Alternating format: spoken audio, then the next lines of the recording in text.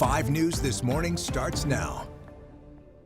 New this morning, a new study ranks Arkansas in the top 5 for teen fatal deaths. I'll break down the reasons behind coming up in just a few minutes.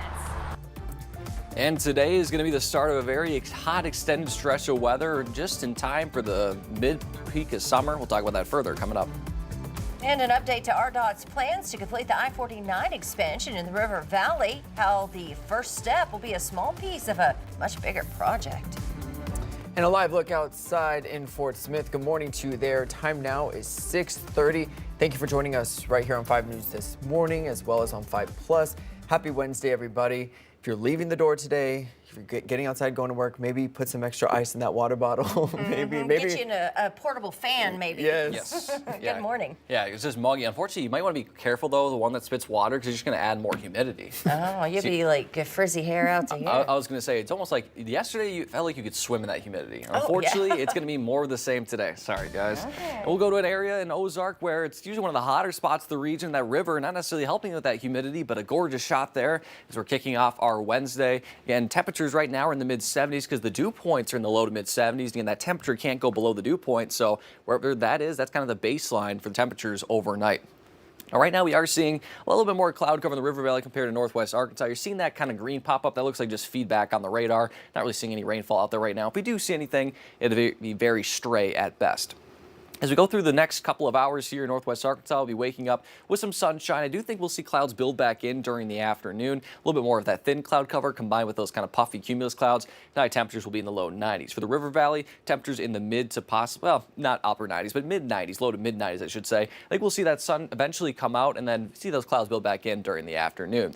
Now, unfortunately, that heat, as I mentioned, not going away anytime soon. Highs will be in the mid 90s for northwest Arkansas over basically the next 7 days. River Valley mid to upper 90s, and that's about 5 degrees above where we should be this time of year. So talk more about that and how the humidity is going to play an impact on that coming up in just a little bit. For now, we'll take a look at traffic. We'll go along I49 at Walton Boulevard near the Rogers area. Good morning to you there. Do want to report that there is an accident on Highway 12 about 7 miles east of the Rogers area. Don't have a camera on that area, but just want to let you know that it is impacting all lanes. So if you're headed that direction, just be mindful that there is an accident.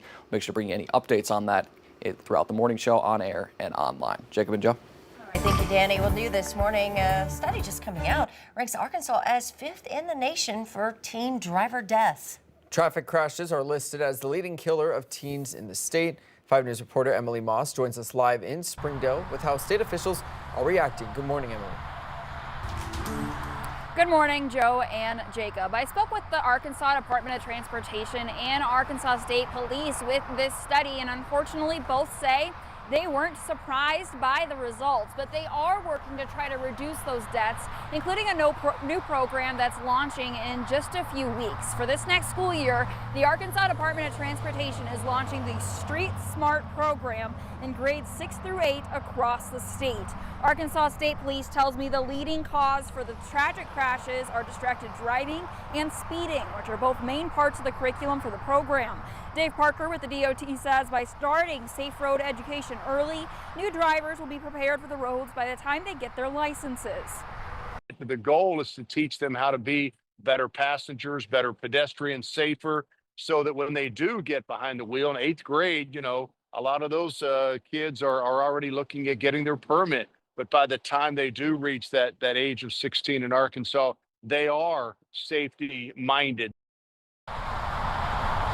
The DOT will launch this program on August 15th, around the beginning of the school year. They're also working on their outreach to teenagers, including expanding their social media outreach through either Snapchat or Instagram, those kind of platforms, so that way they can reach the teenagers where they're at and hopefully keep them safe on the roadways. Live in Springdale, covering news where you live, Emily Moss, 5 News.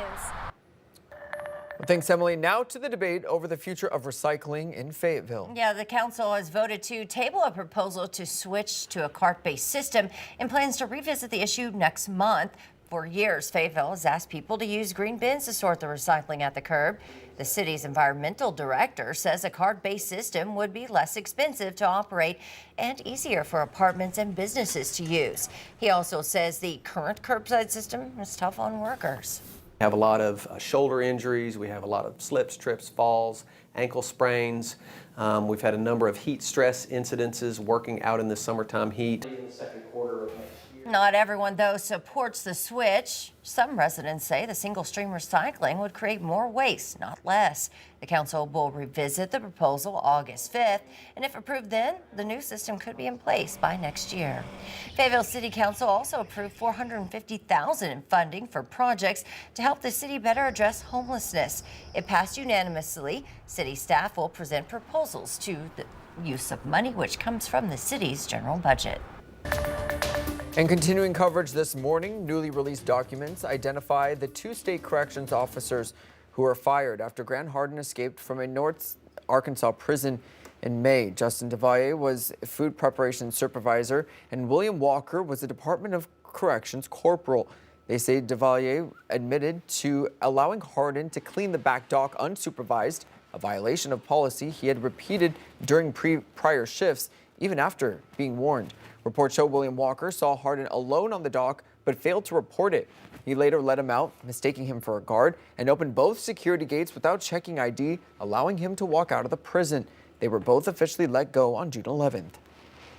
Well, the Arkansas Department of Transportation is taking steps toward finishing the Interstate 49 extension in the River Valley. RDOT says the first phase will focus on a bridge over the river in Arkansas. It's one of 4 phases to connect I-40 and Alma to Highway 22 and Barling. RDOT is getting ready to break ground on that 3-mile stretch of new road near Fort Chaffee, including the bridge. It's part of the larger, nearly 14-mile connection from I-40 and Alma to Highway 22. Groundbreaking is scheduled for August 22nd. And remember, the state awarded $282.5 million in a contract for the first phase. RDOT says it's funding each phase of the project as it comes.